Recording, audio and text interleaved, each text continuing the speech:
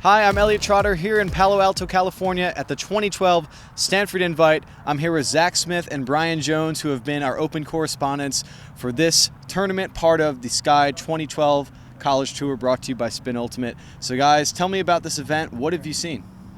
There was some great action today. We start with the quarterfinals. I saw a great matchup with Pitt versus Colorado. Pitt coming up on top. Colorado getting to the quarters after beating Florida.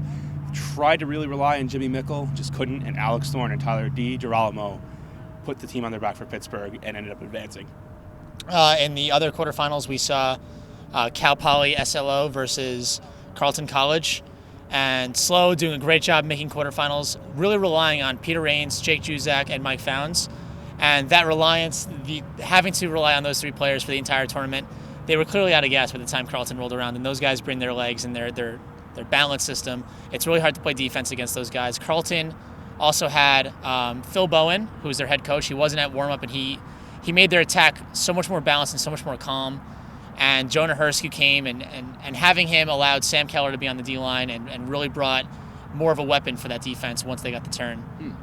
Another team that I think deserves some talk from this tournament is the Whitman Sweets from Walla Walla. And I think based on their performances this weekend, both Saturday and today Sunday, they have proven that they are in the upper echelon of the tournaments, of teams in the Open Division this year.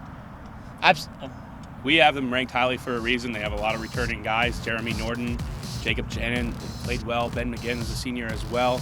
Plenty of other playmakers. You got to see this game. I didn't get a chance to see it. Zach, what did you see? I got to see the pre-quarters matchup against Minnesota, and I also got to see the quarters matchup against Oregon. The three guys that you mentioned are definitely three big playmakers, but there's so many guys. Nathan Saney was a horse for them. Nick Cross played really, really well throughout both days. They have a very good deep game, and they showed that yesterday, especially with their huge win over Cal. But in the games against Minnesota and Oregon, they showed their ability to grind and work the small ball offense. They came back on Minnesota, and they beat them on Universe and had Oregon, fresh-legged Oregon, right afterwards. And Oregon ended up coming late, getting 4 breaks in a row to win that game, 14-11, which was a very exciting finish. But Whitman looked in control, and all it was just Oregon was scoring quick on their offensive points and making Whitman work countless times on their defensive points, and so close to getting breaks, and then finally they got a break to take the lead, and Oregon just ran away with it. Oregon went on to face Wisconsin in the semis. Wisconsin was looking pretty strong all weekend. They had Colorado on Saturday. They were able to take them, I think, a 2-point victory. So tell me about Wisconsin, the Hodags, and how they matched up against Ego in that semi. Got to do that game with Next Gen Network, and that was a great game to watch. Wisconsin came out early, had a 5-1 lead before Eagle roared back, coming back to tie the game at 6s, and then it was pretty much Oregon's game here on out. Their athleticism was unparalleled. Hahn was amazing. Dylan Freechild, Camden Allison Hall was also a big playmaker for them. Wisconsin with Alex Simmons looked good at times, but just couldn't put together, and they're going to have to keep on developing. Some things that I saw of Wisconsin, yes, I agree that the results are obviously not on par with what they would like. 2 semifinals finishes, nothing to be upset about. But what I did see from Wisconsin was greater strength from their lower players. And also they had Dave Wiseman returning. A lot of guys that that weren't making the plays at warm-up were stepping up and making plays this weekend. So I think while Wisconsin did fall in the semis blowing a 5-1 lead against Ego, they should walk away feeling very confident. They're gonna look better, and I believe they're gonna be in Centex in 2 weeks. Is that true? They're gonna be in Centex. We're gonna get another look at them, and I'm sure they're gonna use this as fuel to their fire. The other semifinal was between Pitt and Carleton Cut. Zach, you were telling me that is your favorite rivalry in Ultimate right now. We were watching that game while we were filming that. It was a very exciting game. What do you have to say about that game? Yeah, like you said, this is my favorite matchup to watch since 2009 when Pitt almost upset Carleton in quarters. Fantastic game, and it seems like Carleton always just has Pitt's number, and they beat them once this season already, and Pitt finally got him back.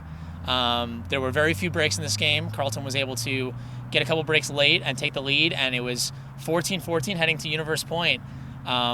Nick Stewart, unfortunate overthrow of Justin Norden, and Pitt comes out and really uses their chances. Tyler DiGirolamo finds Alex Thorne open in the end zone, and how many times do we have to say that? But finds him open in the end zone, and Pitt finally gets over that hump and gets a big win over Carleton to go to the finals. It was a fantastic game, athleticism both sides. Shout out to Colin Connor with one of the best Ds all weekend. Layout, catch, block D, which led to a break. It was awesome to see in person.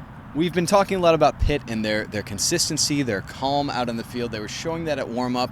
They've been showing that through most of the tournament, but it didn't seem like they quite had that same sort of mental strength in their match against Oregon Ego. And tell me a bit about that game. Bryan, I know you were commentating on that. Zack, you were watching it as well. What did you guys see? It kind of went back and forth from the beginning, Ego and Pitt going at each other, and both teams having unforced errors. And in the end, that was really what drove it home for Pittsburgh. We had a young rookie out there, Trenton Dillon, freshman, playing great. But then all of a sudden there'd be a missed throw or just throw behind your receiver. And those are the type of errors that Pitt can clean up. Ego also having those unforced errors, and the athleticism and big playmakers really bringing the day home for Ego. I think what I saw was one of the things that we were talking about Pittsburgh leaving warm-up was their defense. But I think you got to give a lot of credit to Oregon's defense. Oregon's D all day long, I saw them mostly today, all day long was just fantastic. And Pitt's defense, guys that we were saying so often, like Earls and Pitts and Bender, they were playing great D, but they weren't getting the chances to make the plays, or they just weren't having as much of an effect as they were having at warm-up. And that experience is going to be wonderful for them. They're going to improve later in the season. I think this loss does well for Pittsburgh. Obviously, you want to win, but this is a good eye-opening experience for them. You come back now. You have a tournament victory. You have a finals loss, and you're heading into your later tournaments.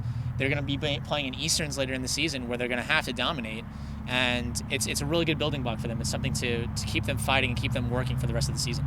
So the Stanford Invite is sort of the beginning of the competitive season for the Open Division, certainly the women's division as well. The first of three majors, the second being Centex coming up in a couple weekends, and then Easterns. What are the storylines going into those second two major tournaments of the year? Well, the biggest thing here and now is just the kind of comment extending from Stanford Invite. You're looking at, in general, and we're seeing a great amount of parity in college ultimate this year. Oregon won that finals game by 2. Pittsburgh took down Carleton by 1. These games are incredibly close at this stage, and teams still are going to be developing their younger players. They're still developing their structure. There's 2 major tournaments left before the series. Going into Centex, they're still working on building. Yeah, and I agree. And it's also with the weather this weekend has been absolutely beautiful. Very, very little wind, leading into a discussion with Centex and Easterns, where Wilmington is an incredibly windy place, and Centex has intense heat and wind. It's going to be very interesting to see how these teams, yes, they could go one-on-one and they could have close games in beautiful weather. Let's see how it works when the weather's against them. Let's see how it works when the effects are against them. Boulder is not a calm place. You have that altitude, discs kind of hanging for a little bit. A team we all saw the final last Oh yeah, and teams like Pittsburgh, suffered in that wind, and with teams like Iowa really, playing well in it. So it's going to be really interesting to see how those teams, face each other. And it's also, we haven't seen some teams that deserve to be in the discussion like Iowa. Well, the Stanford Invite has officially wrapped, and it's been an excellent showing of strong competition. We've got to see a bit about what these teams are about, what they've got to bring to the table, what they're still developing. Thanks a lot, guys. Bryan Jones and Zack Smith covering the Open Division here at Stanford Invite, part of our 2012 College Tour presented by Spin Ultimate. I'm Elliot Trotter, signing off.